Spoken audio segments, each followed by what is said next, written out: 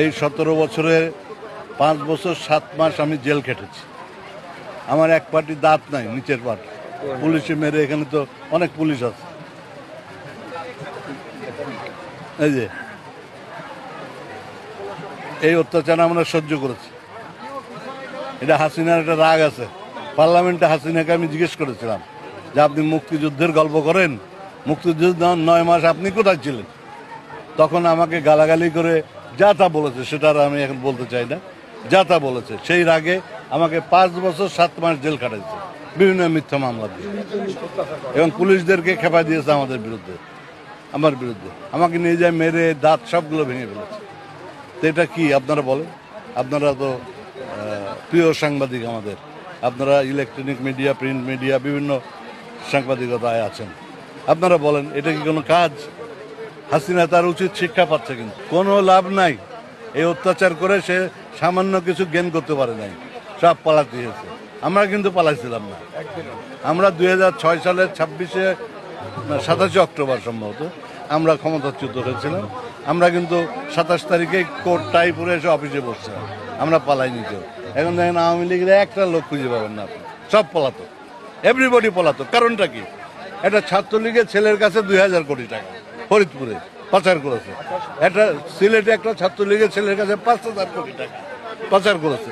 সব লন্ডনে ধরা পড়ছে, তারপরে আপনার ইয়েতে কি বলে কানাডায় ধরা পড়ছে, সব বিভিন্ন দেশে ধরা পড়ছে, বিশ্ব ব্যাংকের বিভিন্ন জায়গায় ধরা পড়ছে, সুইস ব্যাংকে ধরা পড়ছে।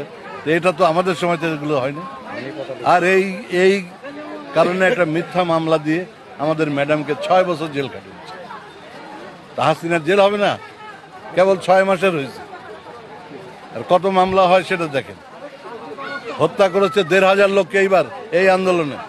ছাত্র জনতার যে বিক্ষোভ হলো, ছাত্র জনতার যে আন্দোলন হলো, এই আন্দোলনে 1500-এর উপরের লোককে হত্যা করেছে।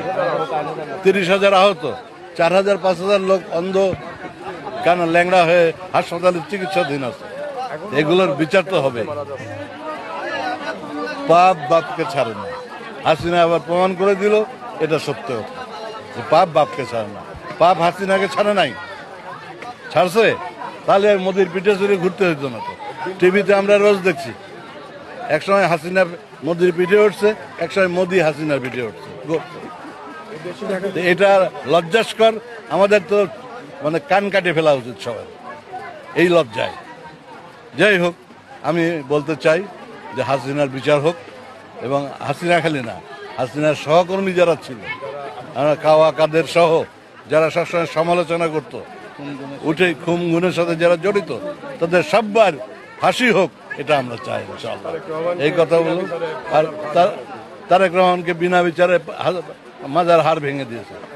7-8 বছর লন্ডনের ট্রিটমেন্ট হচ্ছে, তাও ভালো হয়নি, এখনো ল্যাংড়ায় হাঁটে। আমরা কিছু বললে দোষ, আর হাসিনা বললে দোষ না। আপনারা একটু উচ্চস্বরের চিত্তে বলেন না কেন যে হাসিনার দোষ, হাসিনার দাগি, হাসিনা খুনি, হাসিনা এই দেশের লোককে খুন করেছে। 57 জন মিলিটারি অফিসারকে একটা মিলিটারি অফিসার তৈরি করতে কি লাগে আপনি? আমার ভাই জেনারেল আছে, আমি জানি, আমার ভাইস্তে আছে আর্মিতে, আমি জানি।